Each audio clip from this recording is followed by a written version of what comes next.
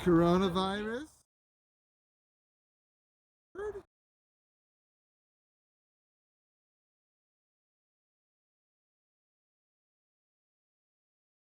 That day that logs are very powerful. They can do a lot of damage in this case.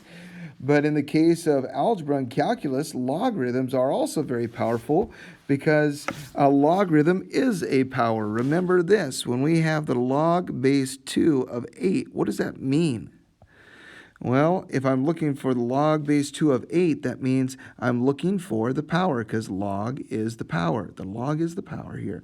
All right, what is the power you put on the 2 to get the 8? Well, that is 3. So when we're asking for the log, we're looking for a log, I should say, we're finding a power. Now we have some special properties that we have experience with. Since logs are powers, the exponent rules apply. Remember when you're multiplying powers, you add the exponents? Well, when you have a log of a product, you add logs. You can break it into 2. When we have a log of a quotient, we subtract them. When we have a log base b of m to the a, well, this is like a power to power, so we can change it to multiplying. Okay. We have natural logs, which we define as log base e. E is this special number. We have a change of base formula. And we have this property here that just says that b, log base b of b to the x is just x. These kind of cancel. Powers and logs are opposite, or log is finding the power. And log base b of 1 is 0. That's going to be useful. So how can we use this in calculus? Well, logarithmic differentiation means this.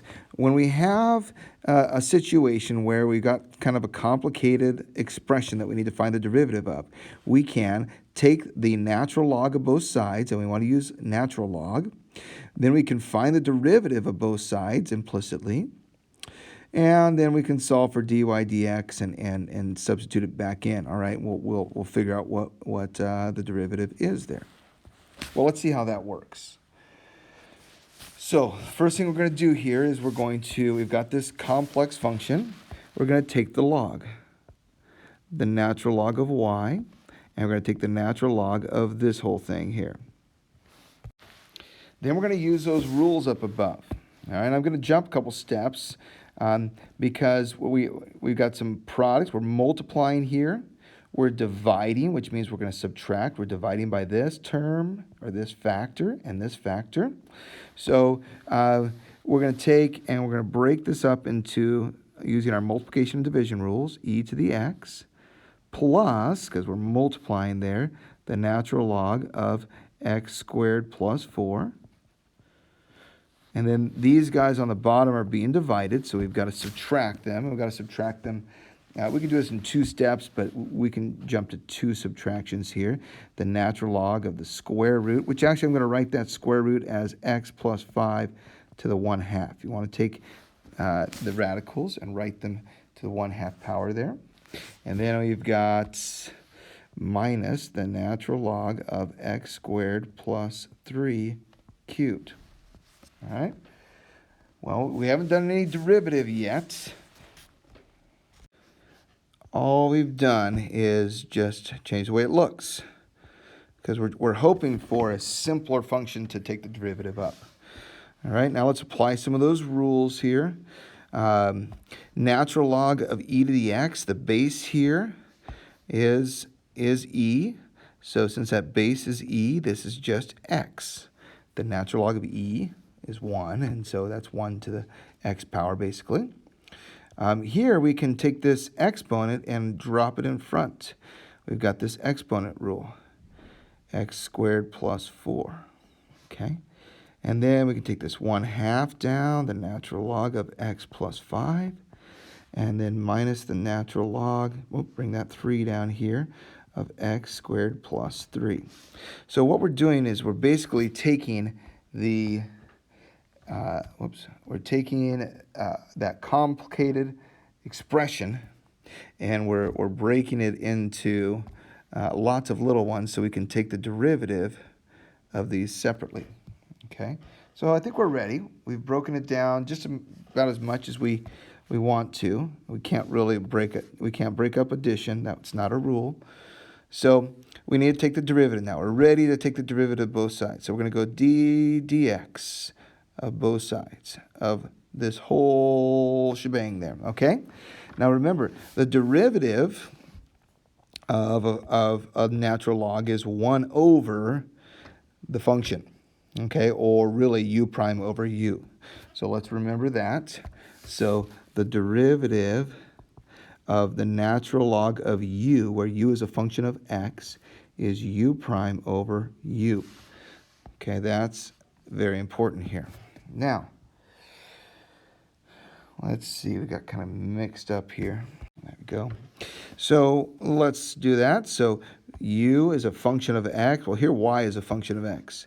So when we take this derivative, we're going to write it as the derivative of y, which I'll write as y prime just to keep it simple, over y. All right. And now we're going to take the derivative of each of these terms. The derivative of x is 1.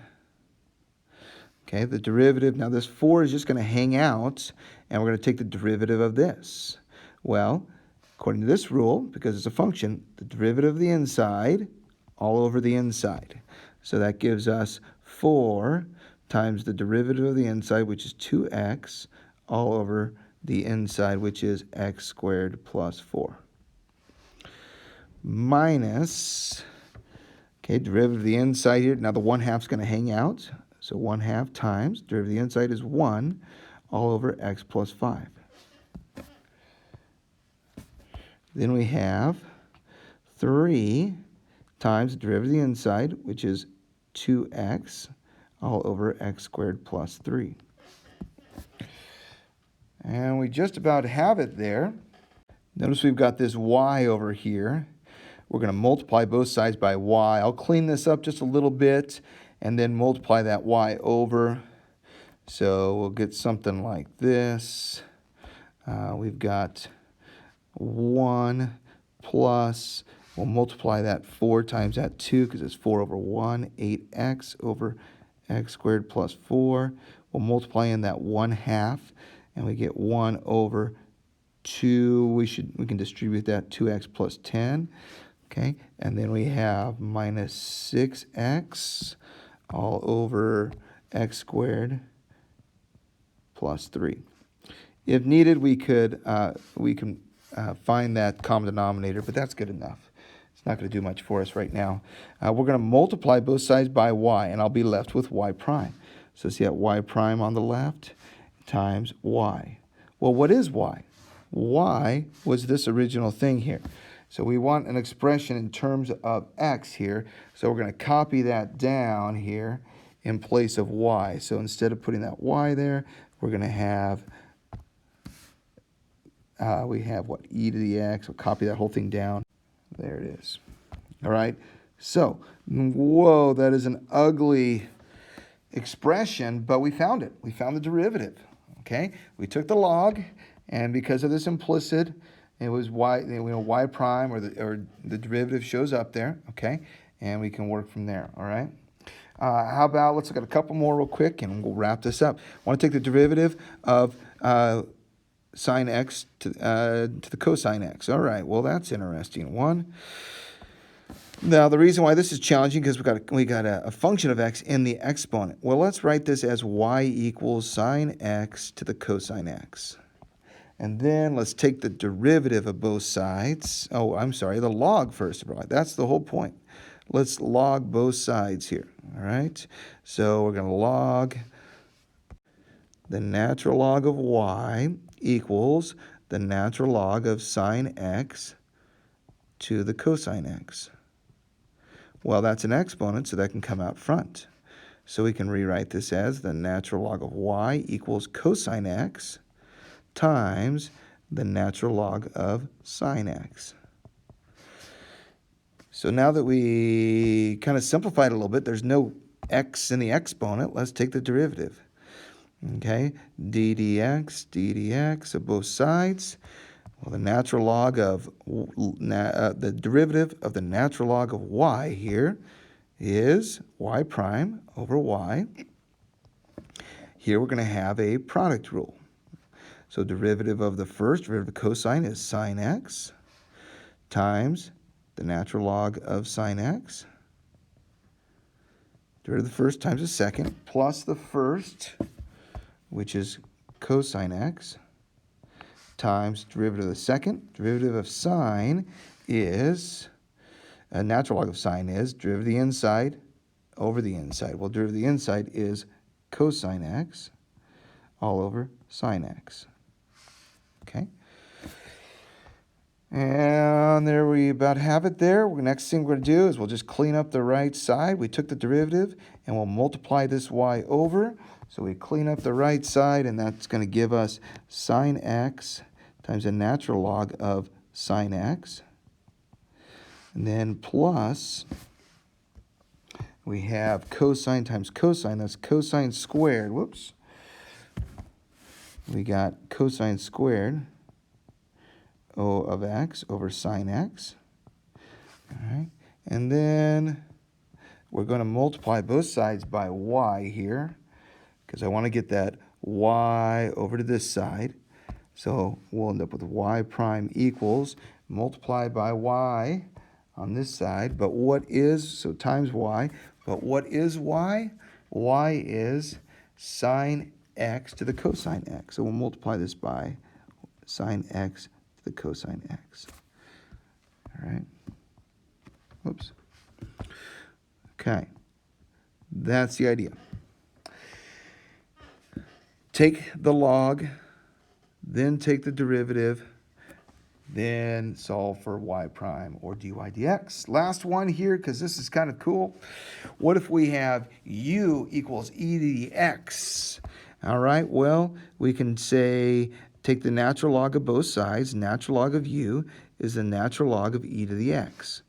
Well, the natural log of e to the x is just x. All right. Now, excuse me, let's take our derivative.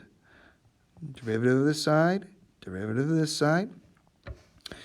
And derivative of u is u prime over u. And derivative of x is 1.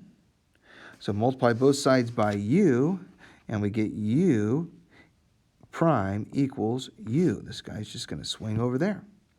Well, that means u prime is e to the x. And this proves an amazing fact. There is one function, only one function, whose derivative is itself, and that is e to the x.